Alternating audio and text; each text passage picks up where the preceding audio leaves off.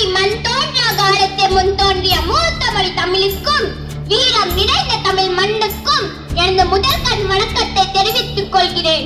இங்கு சுதந்திர காற்றை சுவாசிக்கும் அனைவருக்கும் என் அன்பான வணக்கத்தை தெரிவித்துக் கொள்கிறேன்.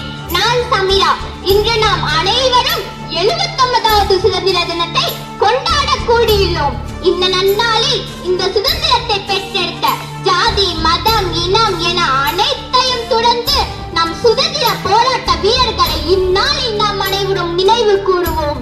அகிம்சை வழியில் காந்தியும், ஆயுதமேந்தி நேதாஜியும், எழுதுகோல் கொண்டு பாரதியும், வீர மங்கையாய் வேல்நாச்சியாரும், கப்பலோட்டிய வ.உ.சி.யும், கப்பம் கட்ட மறுத்து கட்டபொம்மனும், கொடியை ஏந்தி குமரனும், எண்ணற்ற வீரர்களின் தியாகத்தாலும் பிறந்த சுதந்திரம். அனைவருக்கும் இனிய சுதந்திர தின நல்வாழ்த்துக்கள்.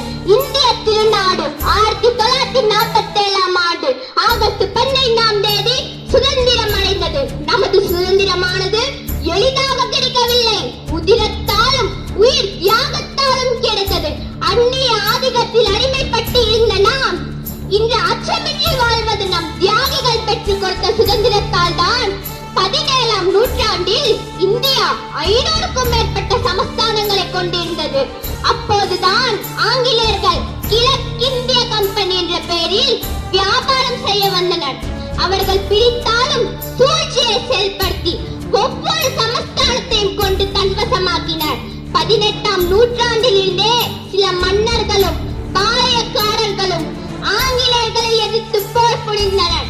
என்று தனியும் இந்த சுதந்திரத்தாக, என்று மடியும் இந்த அடிமையின் மோகம் என்ற பாரதியின் வரிகளுக்கு நம் சுதந்திரம் கண்ணீரால் கிடைக்கவில்லை, ரத்தத்தாலும் உயிர் தியாகத்தாலும் கிடைத்தது.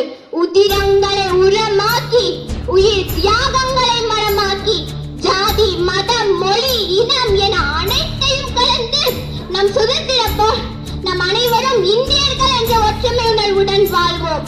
அடுத்த தலைமுறையாகிய மாணவர்களே, நீங்கள் தான் இந்நாட்டின் தூண்கள். நம் தாய் நாட்டை பாதுகாக்கும் பொறுப்பு உங்களுக்குண்டு. ஒன்றுபட்டால் உண்டு வாழ்வென்று கூறி வாய்ப்புக்கு நன்றி தெரிவித்து என் உரையை நிறைவு செய்கிறேன். நன்றி.